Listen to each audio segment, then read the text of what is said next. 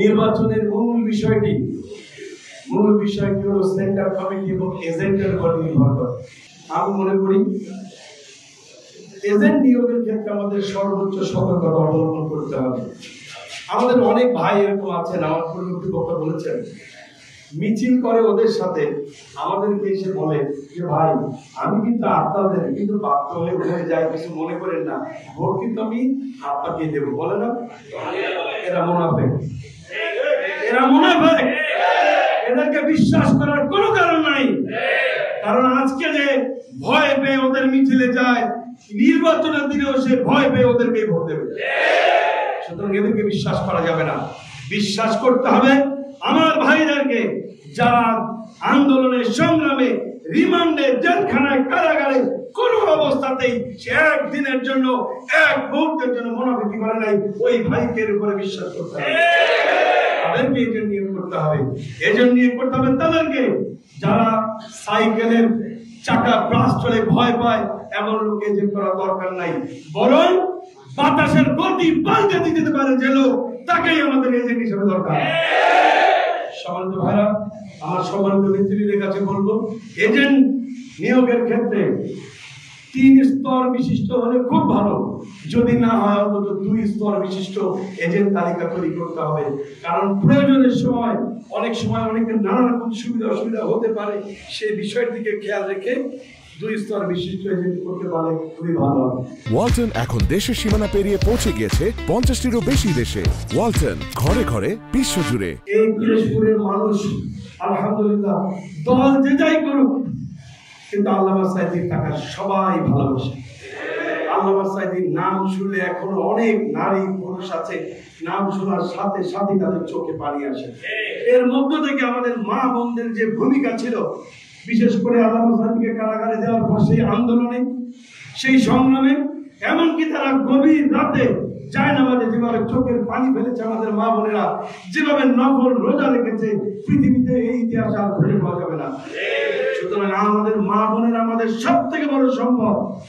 আমাদের মা বোনদের কাছে যদি আমরা বেশি করে যেতে পারি, তাদেরকে যদি আল্লামা সাঈদীর উপরে যে জুলুম নির্যাতন হয়েছে তাদেরকে যদি এটা বোঝাতে পারি, তাদেরকে যদি মনে করিয়ে দিতে পারি, তাহলে আমাদের মা বোনেরাই আমাদের নির্বাচনের মূল কাজ করে দিতে পারে। এই প্রসঙ্গে আমি আমার নির্বাচনের 2013 সালে যুক্ত নির্বাচন হয়েছিল, ছোট্ট একটি ঘটনা বলতে চাই। সেটি হলো এই নির্বাচন শুরু হয় 8টায়, আমার ভিতরে খুব টেনশন কাজ করছিল। কারণ সরকার তারা চেষ্টা করেছিল যাতে নির্বাচনে আমরা বিজয়ী হতে না পারি। আমরা চেয়েছিলাম নির্বাচনে জয়ী হয়ে পৃথিবীবাসীর কাছে প্রমাণ করব যে এই যে মানুষগুলি ভোট দিয়েছে তারা কোর্টে গিয়ে সাক্ষী দিতে পারে নাই, কিন্তু একটি ভোট দিয়ে তারা প্রমাণ করেছে আল্লামা সাঈদী নির্দোষ। সুতরাং আমরা চেয়েছিলাম যে কোনো ভাবে আমরা নির্বাচনে জিতব জনগণের ভোটে, আর সরকার চেয়েছিল যাতে আমরা কোনোভাবে বিজয় হতে না পারি। এই কারণে মনের ভিতরে অনেক টেনশন ছিল। 7টা, সোয়া 7টার দিকে বাসা থেকে বেরিয়ে আমাদের বাসার কাছেই আমাদের সেন্টারের কাছে যখন এসেছি, আল্লাহ শুকরিয়া, চোখ থেকে পানি বের হয়ে গেছে।